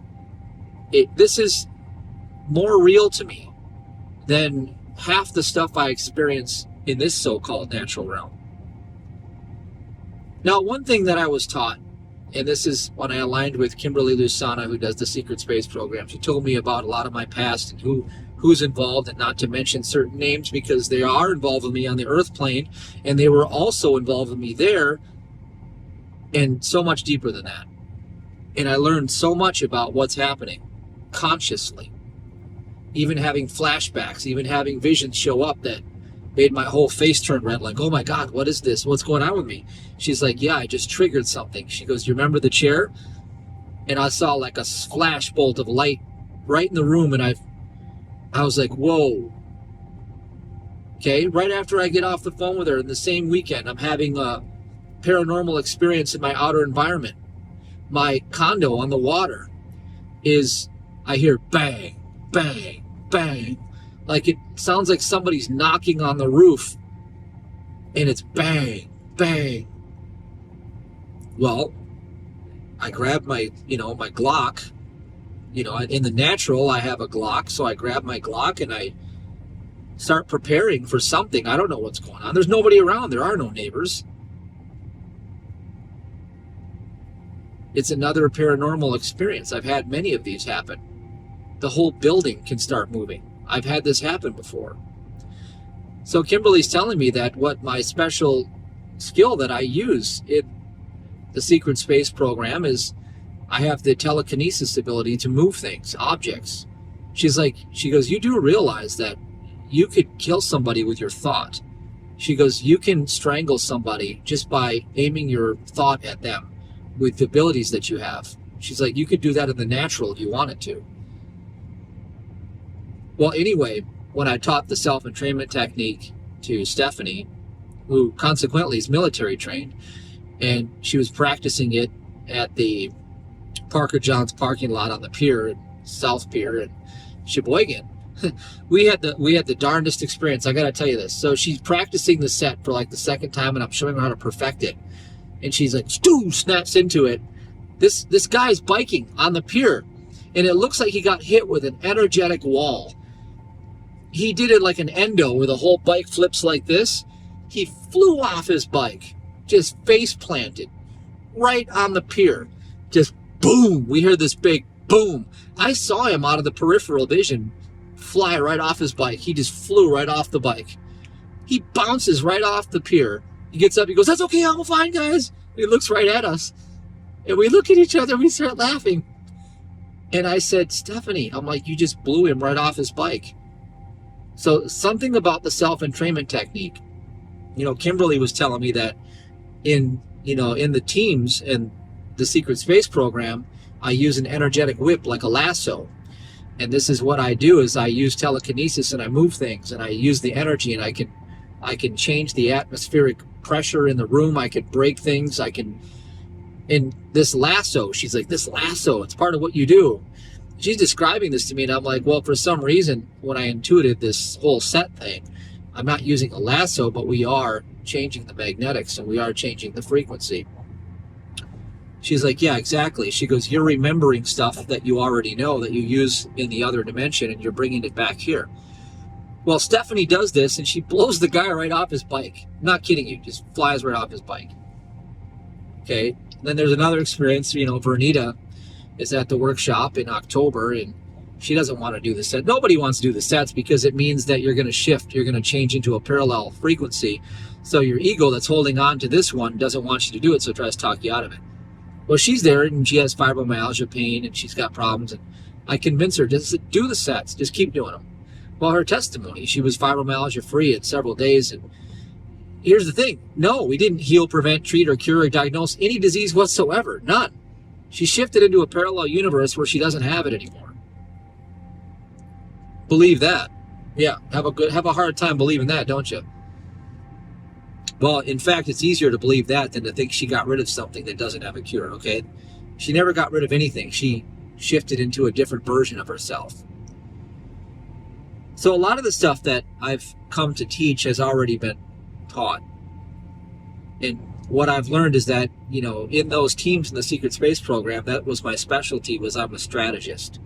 I was a tactical commander in how to win these battles. And I would outline the process and the protocol and how we were going to do it, strategize it. And a lot of that mentality comes over into this right now, and it bleeds through into this personality. That personality bleeds into this one. That's why I'm so militant in some ways, but I'm also aloof in others. Because we're merging, we're blending, we're combining different personalities into one. Now, you could say, oh, there it is, he's multiple personality disorder. Well, show me one human being alive that hasn't been influenced by many different forces in their life where they have many hats that they wear, right? Well, now take your knowledge and your understanding into multidimensional realities and actually live in those realities and bring them coherently back into this awareness, and you're going to find some really strange phenomenon that's going to start happening. And that's where you find myself. That's where I happen to exist.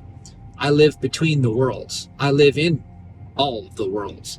Consciously, at times, I'm actually fully there, conscious, aware. And so when I can sit down and I can automatic write and I can channel and all these things, that's because I've been so used to doing it ever since I was a kid.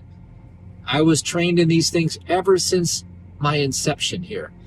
This has been going on for my entire life. So there's the woo-woo talk. Public incredulity is my greatest defense. This is for entertainment purposes only. I'm not trying to tell you nothing. But if you do experience things that are somewhat supernatural, paranormal, don't be alarmed, because there is more than meets the eye. And part of realizing that is the dismantling of the hypnosis that's keeping you bound to the so-called earth body reality, which is your slavery. And once you discover that you are a multidimensional being, then greater is he in you that is in the world becomes much more easy for you to accept, because you recognize, which world are you talking about? Because I'm in many of them. Okay, this is the rant part. The wind is extreme, so I'm going to modify this video, hopefully clear out the wind, and you'll hear this. If not, my apologies. We'll see how this goes.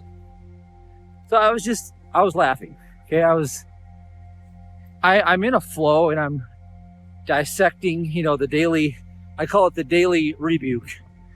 Everything that the world provides you as the truth, you do have to look at it, because you do recognize it's not true at all. Once you spot the lie in it, though, it will make you laugh many times. Okay, the world said that Jesus, your master, okay, they told you that he's a homeless person. Now just sit with that for just a moment. Just sit with that for just a moment. He was a pauper on the street, essentially a beggar. That's his appearance, right? He was a beggar. They didn't tell you that he was a learned, advanced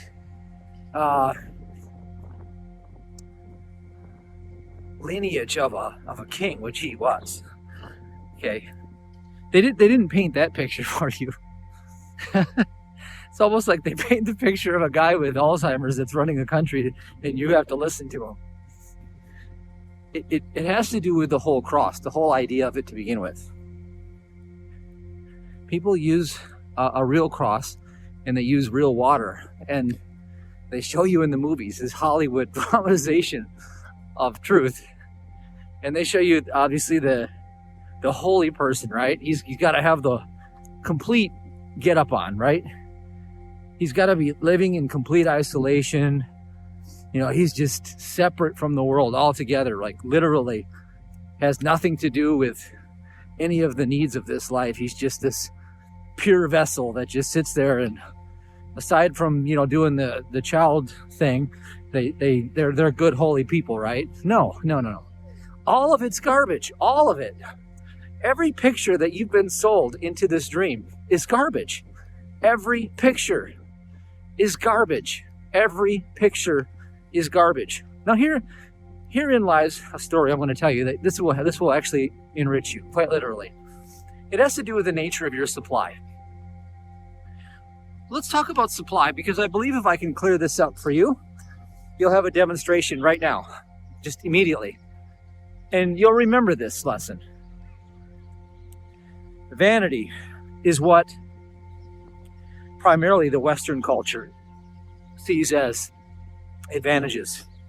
And then they equate those advantages with the nature of supply because they live in a controlled environment.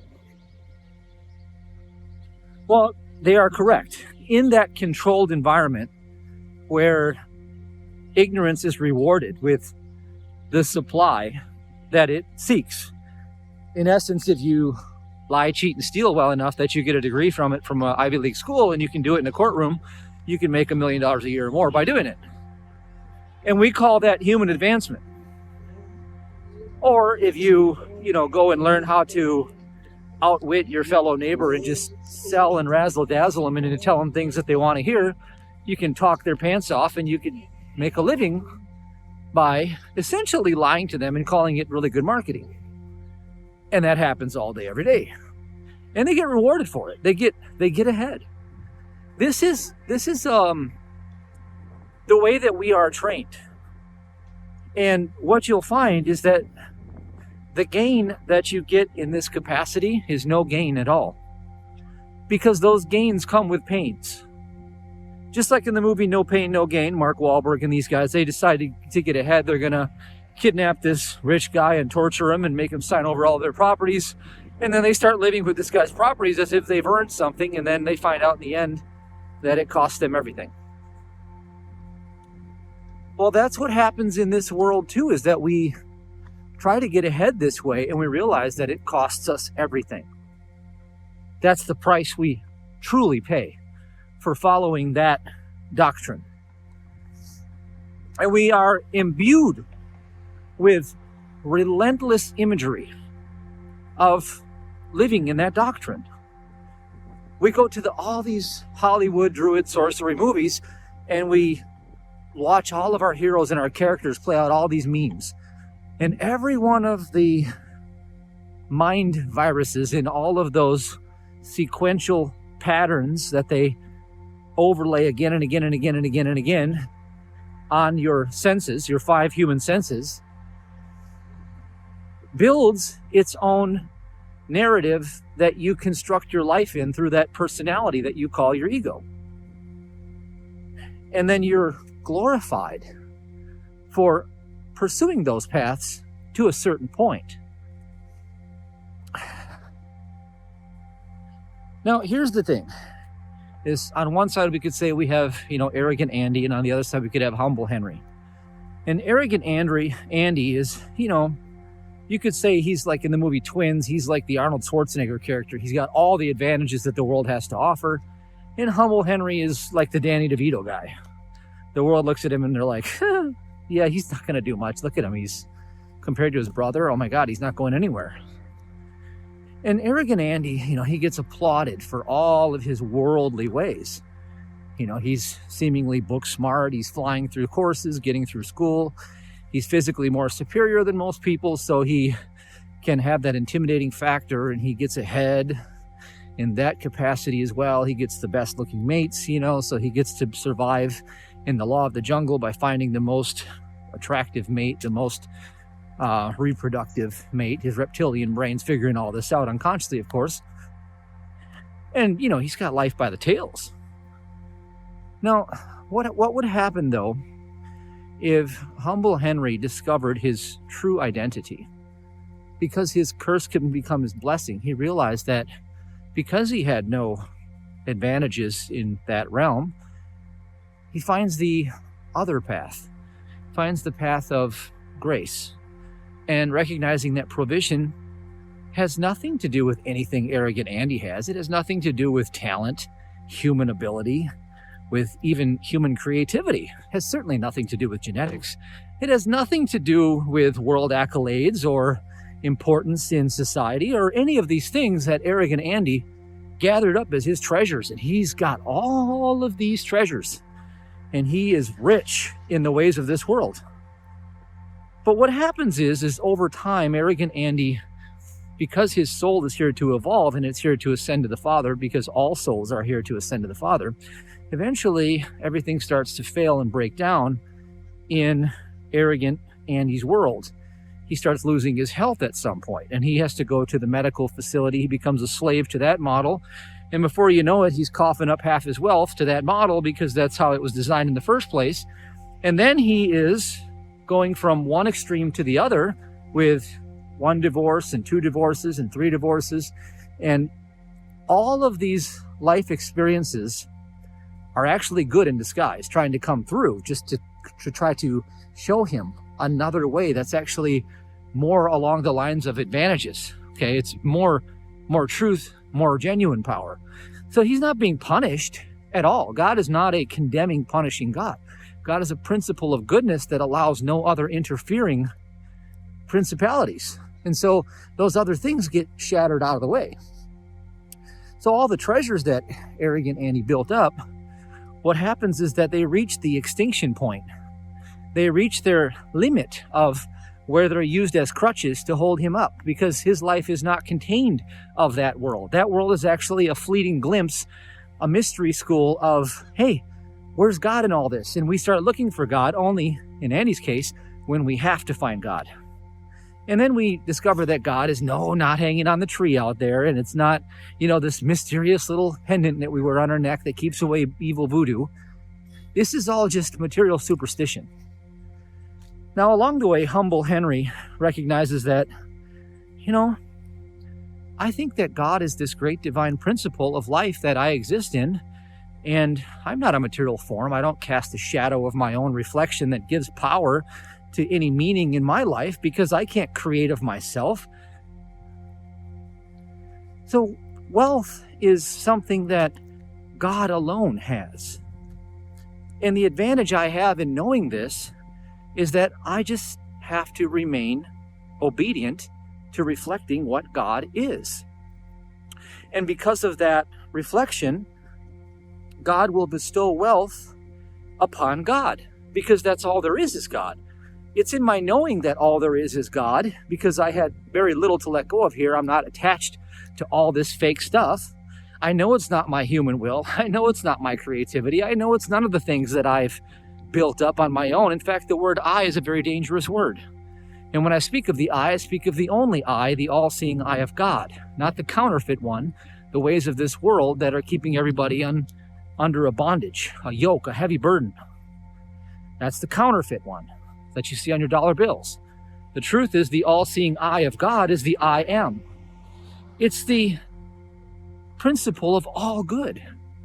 All good things belong to God. Therefore, all I have to do is belong entirely to God, which means to long for only that which God is. If I do it in my thought and I do it in my emotion and I reason my own salvation out, man must reason his own salvation. If I reason my own salvation out in my thought, recognizing that arrogant Andy has no advantages over me, he doesn't prosper in the ways of God because of his bigger muscles, because of his more gorgeous appearance, because of his huge job title, because of his cars and all of his worldly fame. Sure, for a temporary season, man can prosper in vanity. And this is all temporal and it's all vanity. What I'm looking for is I'm looking to demonstrate the fact that God is all in all. And so as I give up all of my belief that it's me that's making something happen, that it's my pursuit of my own perfection in my flesh, making a better body, making better relationships, making better networking, connections, and all these things. If I believe that that's me doing all that, then I have become an idol that will get cast down under all of those burdens that arrogant Andy had to go through, one after the other, until he recognized that that was nothing but good in disguise, coming to break through the ignorance of human reasoning to show the truth of what man is. Divine reflection, period. So as I was reasoning out supply today, and I was going to teach you something on supply, I was going to let you know that supply belongs entirely to God. And no, you don't get it because you work harder. And no, you don't get it because you are more advanced than others. Or because you've read more books or you know more things than other people. That's not the way God's principle works. Now, you can demonstrate for a temporary season that that's how things actually work until they no longer work for you. And that is the way of the white knuckle flight.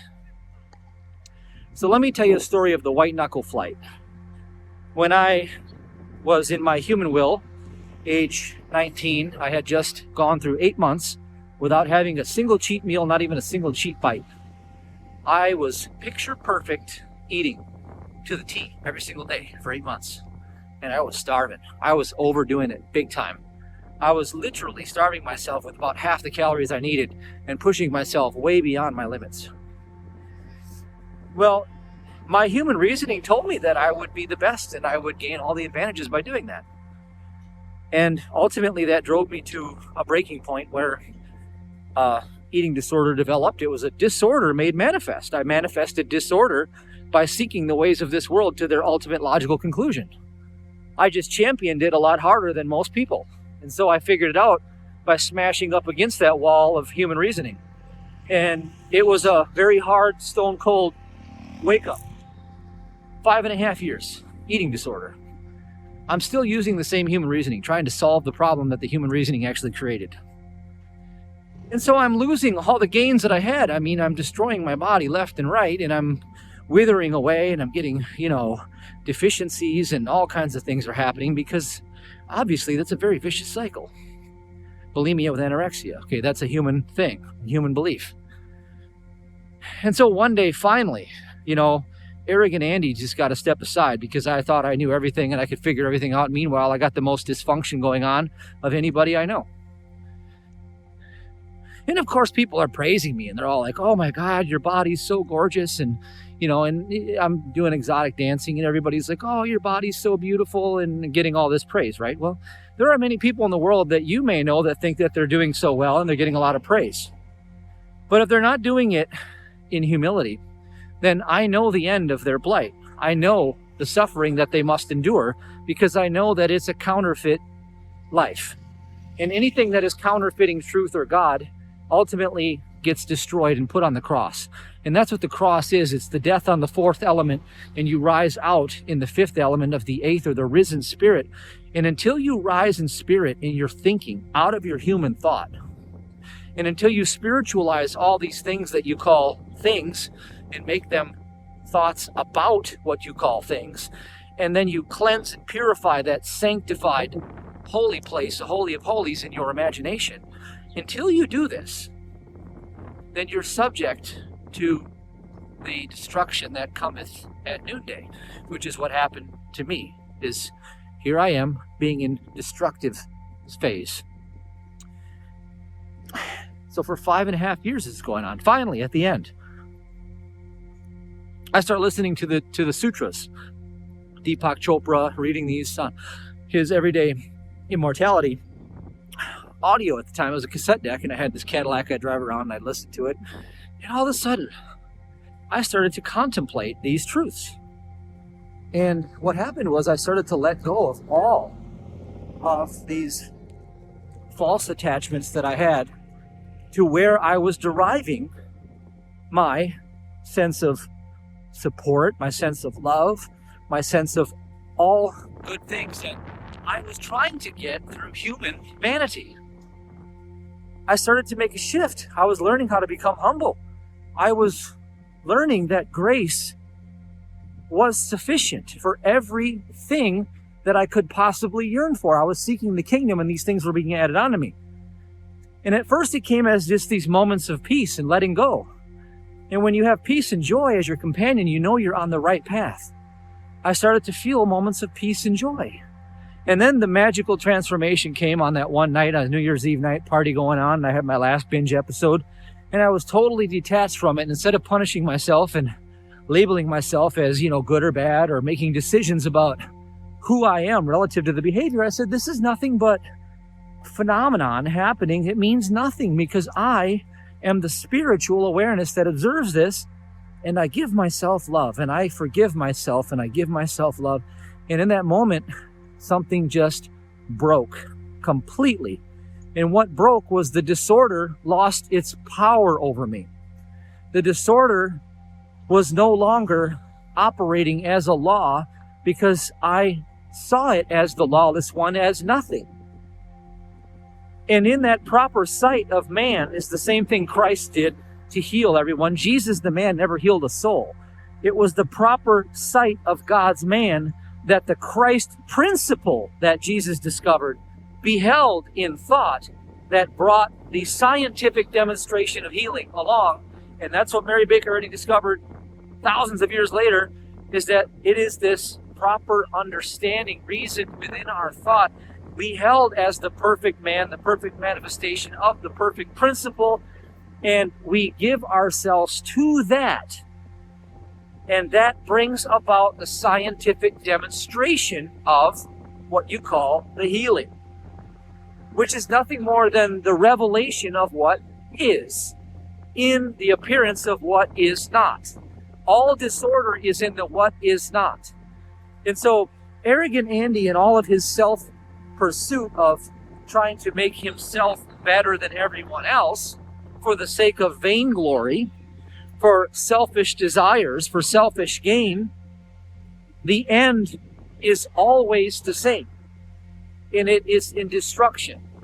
Because that never is in God's sight. And whatever is outside of God's sight is nothing and becomes nothing in its final chapter. It destroys itself. The saying is that evil, which is the nothingness, always destroys itself. Evil destroys evil. So anything in us that is evil is already in pursuit of its own destruction. Now, in terms of supply, why turn to evil for supply? You've already turned to the world long enough. You've already tried to work more hours. You've already tried to do all these more things. So here's a little example of a story I can share with you that the difference could be. So arrogant Andy is at a family reunion, and he's laughing and chuckling because he's in his prime and he has all the good things in life. And he's laughing at his brother, humble Henry, and he's like, Henry, it's too bad you're still working at the dollar store, huh?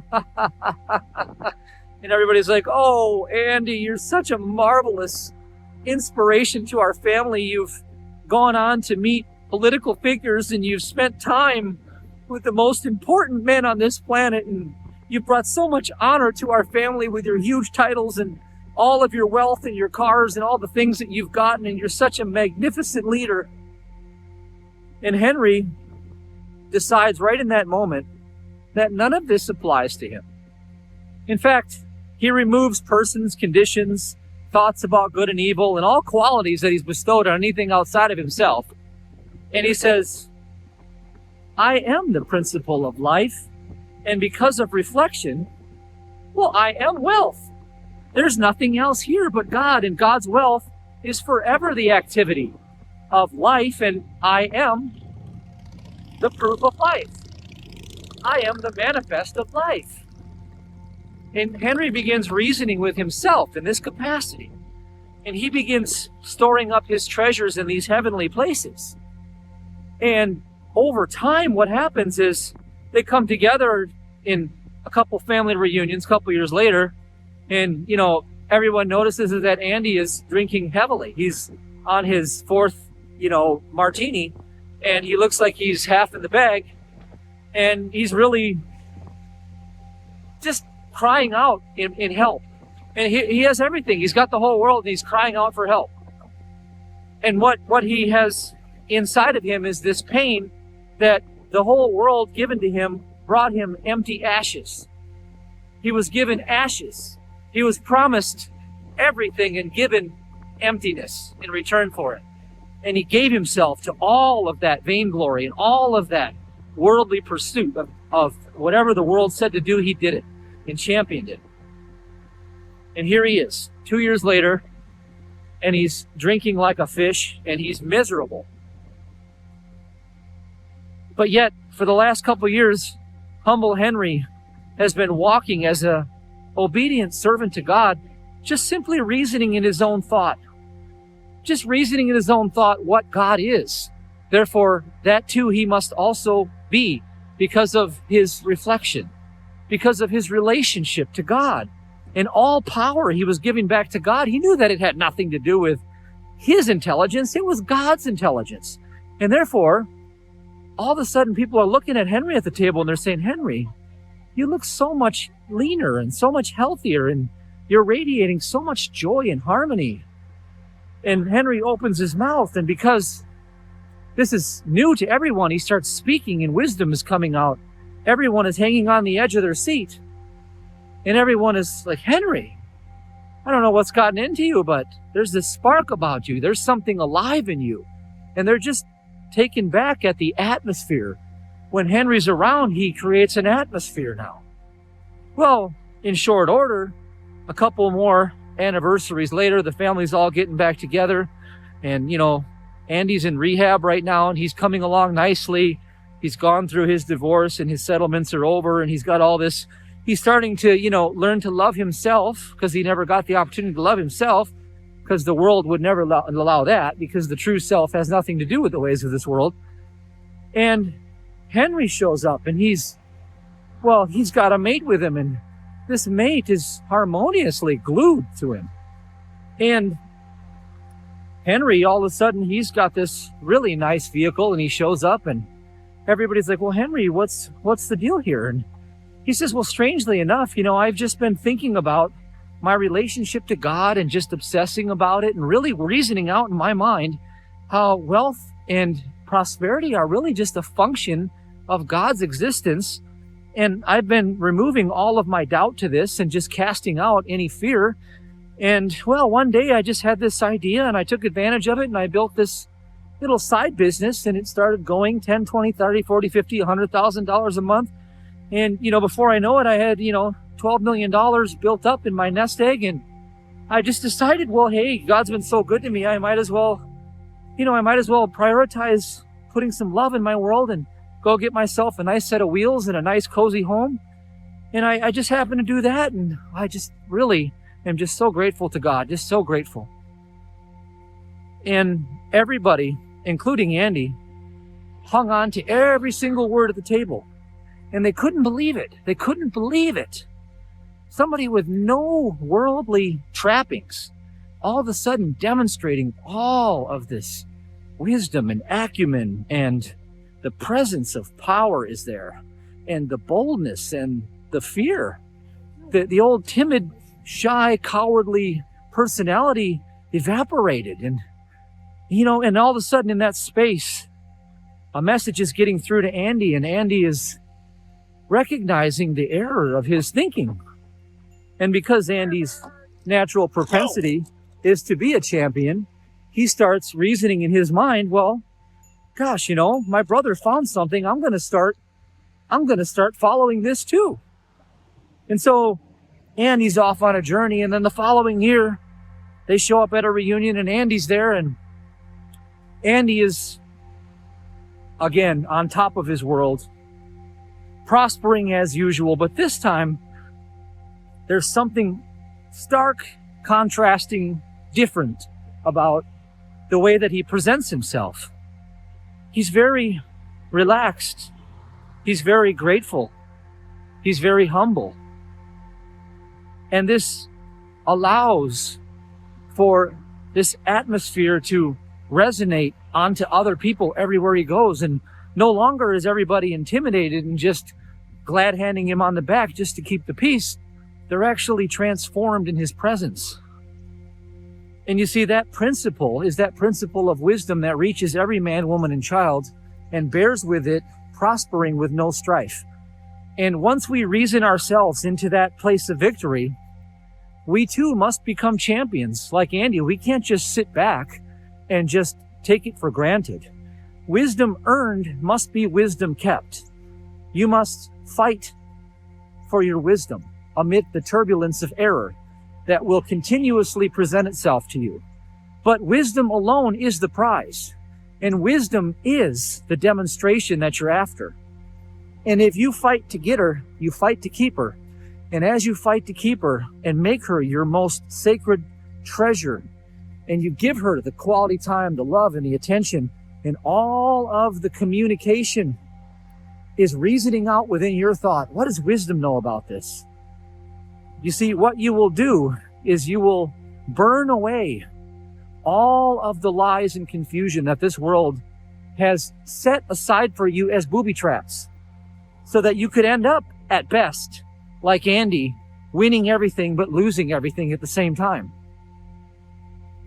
Now, at worst, the worst thing that could happen is you will reason out your own salvation, and you will free yourself from the cyclical pattern of karmic redistribution of ignorance back into a material body all over again.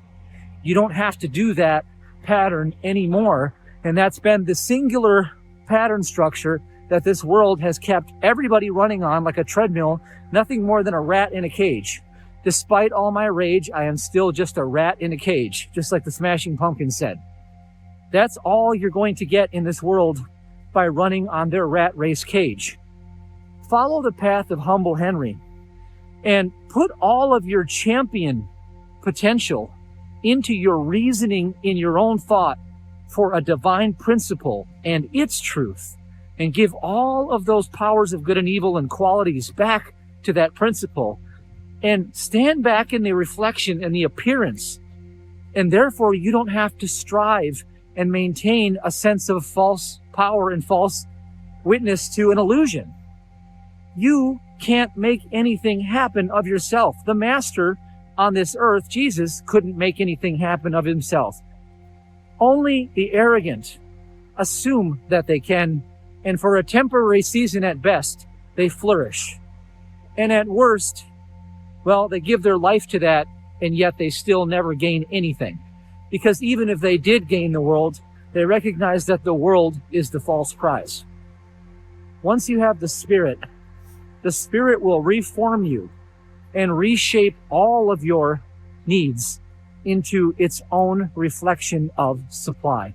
I repeat, once you have the Spirit, once you are married to the Spirit, the divine marriage, you are then the bride of Christ. You are then taken care of by a king.